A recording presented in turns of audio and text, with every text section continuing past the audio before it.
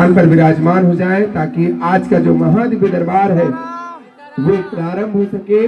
कृपया आप सभी श्रद्धालुगण भक्तजनों से अनुरोध है जो आगे की साइड में खड़े हैं, आप लोग अपने स्थान पर विराजमान होकर के आज का जो महादिव्य दरबार है 1 से 2 घंटे का जो महादिव्य दरबार है उस महादिव्य दरबार में हम सभी लोग सम्मिलित होंगे।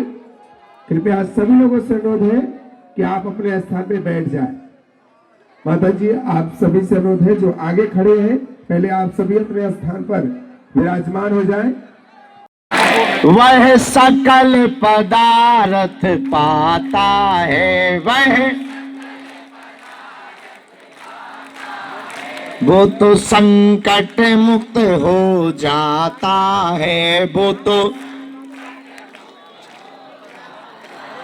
यदि तुम भी संकट कष्ट पीड़ा मुक्त होना चाहते तो बात मान लो हमारी।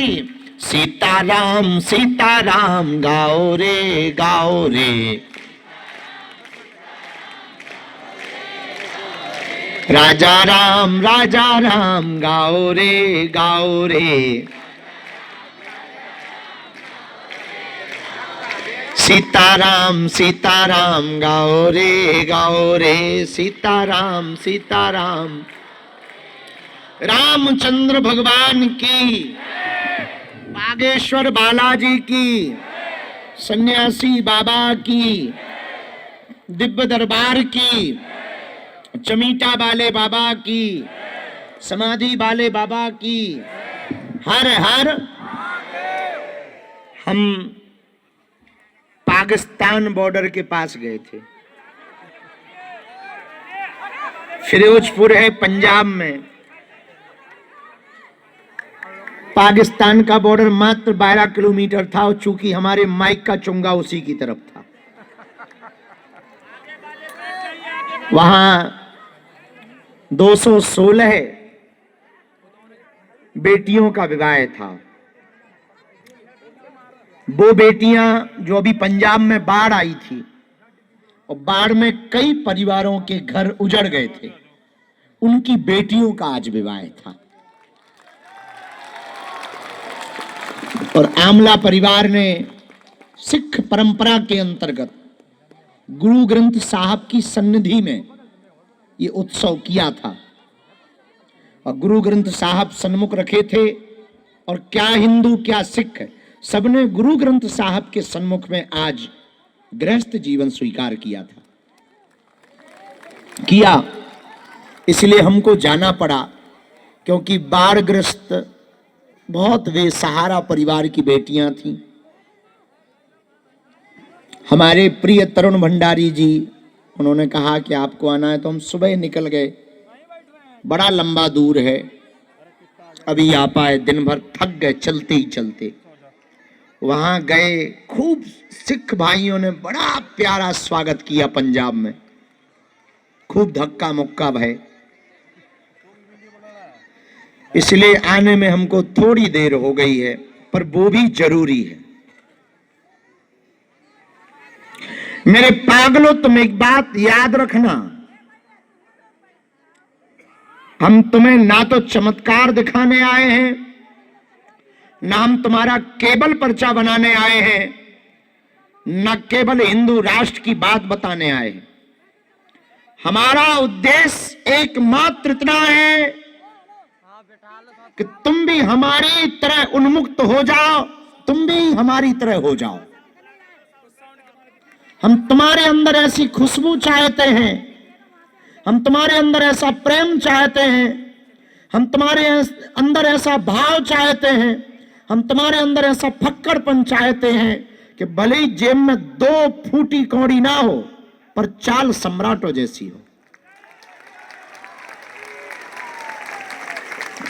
मुस्कुराहट बादशाहों जैसी हो। भले ही दुनिया लुटती हो लुट जाए, जो होना हो सो हो जाए, जिसको भला बुरा लगना हो लग जाए, तुम तो खिलो खेलो और खुश रहो।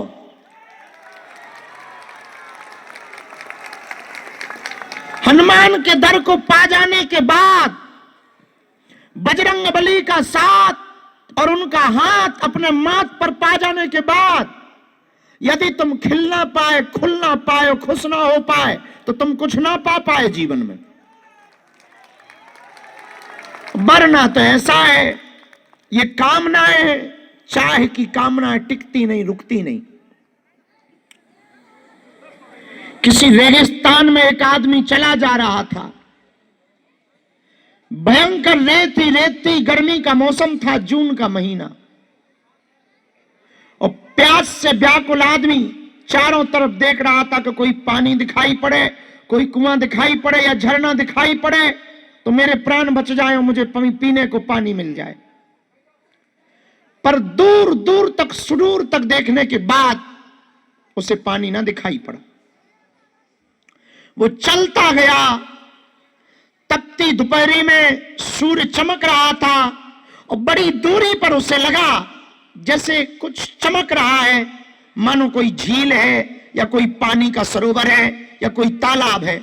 उसे लगा वहां मैं बच जाऊंगा, मैं थोड़ा जल्दी जाऊं, मैं थोड़ा दौड़ कर जाऊं, मैं थोड़ा तेज जाऊं, मैं थोड़ा भाग कर जाऊं ताकि जल्दी प्यास बुझा लूं, ताकि मैं मरने ना पाऊं। और वो दौड़ा और वो भागा और वो गया।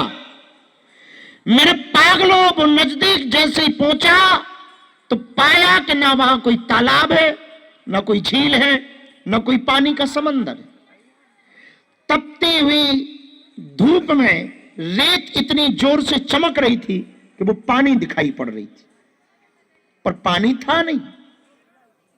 अब तो मानो ये बेहोश हो गया, घुटने के बल बैठ गया तपती रेत में, और अंदर ही अंदर सोचने लगा कि अब बचना कठिन है। फिर इसने हिम्मत लगाई कि यहां मरने से तो बेहतर है कि थोड़ा और जाए, कहीं ना कहीं तो पानी मिलेगा, यहां नहीं मिला तो आगे मिलेगा। पर वो ये बात भूल चुका था कि वो रेगिस्तान इतना बड़ा था कि कई 100 किलोमीटर में सिर्फ रेत थी।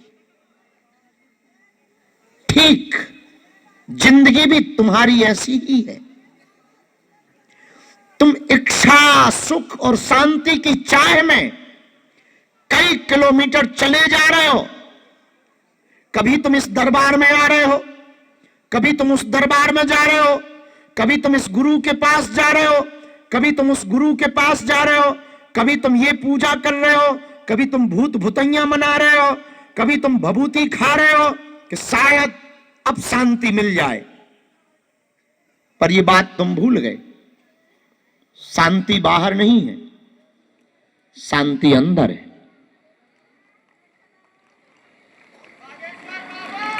बाहर परमात्मा नहीं है, परमात्मा अंदर है, वो तुम्हारे मन में बैठा है और उसको देखने के लिए दौड़ने की आवश्यकता नहीं है, बैठने की आवश्यकता है। इसलिए पहले के जितने दरबार लगे हमने एक बात हमेशा पुकार के कहा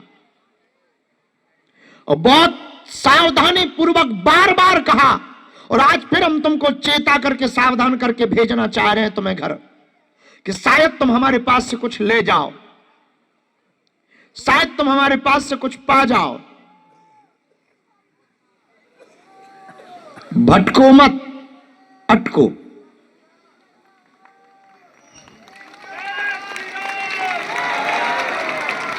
भटकने पे तुम्हारी स्थिति ठीक रेगिस्तान में फंसे हुए आदमी की तरह हो जाएगी और तुम मरते दम तक अपने बच्चों को कुछ ना दे पाओगे और तुम भी कुछ ना पा पाओगे।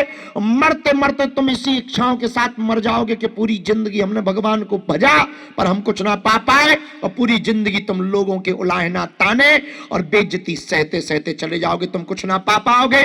जो तुम पर हंस रहे हैं, जो तुम पर उंगलियां उठा रहे हैं, तुम्हारी भक्ति पर प्रश्न चिन्ह खड़ा कर रहे हैं, यदि तुम उनको मुंह तोड़ जवाब देना चाहते हो तो आज की बात हमारी तुम गांठ बांध लो। तुम भटको मत, अटको, तुम जहां हो वहीं उसको हो जाओ। उसको कृपा करनी ही पड़ेगी, आज नहीं तो कल, कल नहीं तो परसों, परसों नहीं तो बरसों में उसको सुनना ही पड़ेगा।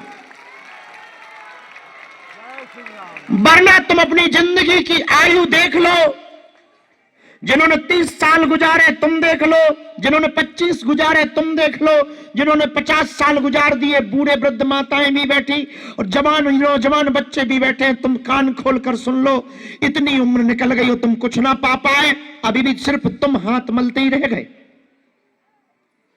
और तुम हमारे पास आए हो तो कुछ पा जाओ। हम बांटने ही बैठे हैं।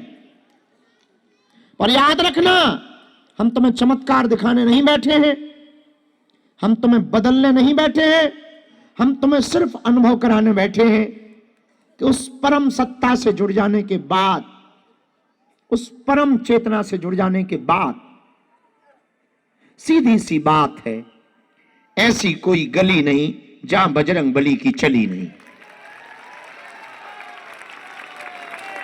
और जब इतनी परम सत्ता के नजदीक तुम आ ही गए, इतना इंतजार तुमने कर ही लिया कि पूरा दिन निकाल दिया कि शाम होगी दरबार लगेगा और शायद पुकार सुन ली जाएगी हमारी, शायद हमारा नाम बुला लिया जाएगा, शायद हमको आज बुला लिया जाएगा और शायद आज हमारी अर्जी लगी जाएगी। एक बात तुम खबरदार होकर के सुन लो, बात मान लो, तुम्हारी सुन ली ही गई तब तुम यहां आए। अब बस इसी बात को यदि तुमने पकड़ लिया और तुम उसके हो गए हो, तुम एक बात और ध्यान रखो, इन चक्करों में भी मत रहो कि तुम मंगल को बार को आना।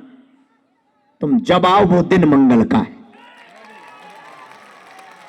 और तुम इन चक्करों में भी मत पड़ो कि पर्चा बने तब चमत्कार होगा। तुम्हें नहीं शक्तियां दिखाई पड़ रही तो क्या हुआ, शक्तियों को तो तुम दिखाई पड़ रहे हो। और तीसरी बात भी तुम ध्यान रखना, जितने के जीवन में बदलाव हुआ वो बदलाव उसी के कारण हुआ है, हमारे कारण नहीं हुआ है। तुम्हारे जीवन में भी बदलाव तुम्हारे कारण हो सकता है, हमारे कारण नहीं। हम तो तुम्हारी बाएं पकड़ के केवल उससे जोड़ सकते हैं। और लोग हमसे पूछते हैं कि तुम करना क्या चाह रहे हो, ये तो हमें भी पता नहीं कि हम क्या करना चाह रहे हैं, हम कर रहे हैं बस। एक बात हमको आज समझ में आई, थोड़ी देर पहले हम नहा रहे थे, बहुत थके थे, मन में यह था कि थोड़ी देर जाएंगे, थोड़ा दरबार लगाएंगे, आएंगे और सो जाएंगे। पर नहाते नहाते कोई हमसे बोला, आदमी तो नहीं बोला, ये तो पक्का है क्योंकि वहां बाथरूम में दूसरा कोई था नहीं, पर कोई हमसे बोला नहाते नहाते, उसने कहा कि ये भाग दौड़, ये उथल पुथल, इतनी लंबी लंबी यात्राएं, इतनी मेहनतें तुम किसके लिए कर रहे हो? थोड़ी देर हम रुके, अगल बगल हमने देखा भी, जैसा कि आदमी को थोड़ा भय होता है कि भाई ये बोल कौन रहा, लगा कि कोई नहीं है, तो लगा हमारा मन बोल रहा है। तो हमने अपने मन को एक बात से जवाब दिया कि तुमने पूछा कि ये भाग दौड़, ये यात्राएं, ये पद यात्राएं, ये कन्या विवाह अभी 15 फरवरी को होने वाला, ये रातों भर जागना, ये दरबार लगाना, ये भागना, ये भगाना, किसके लिए?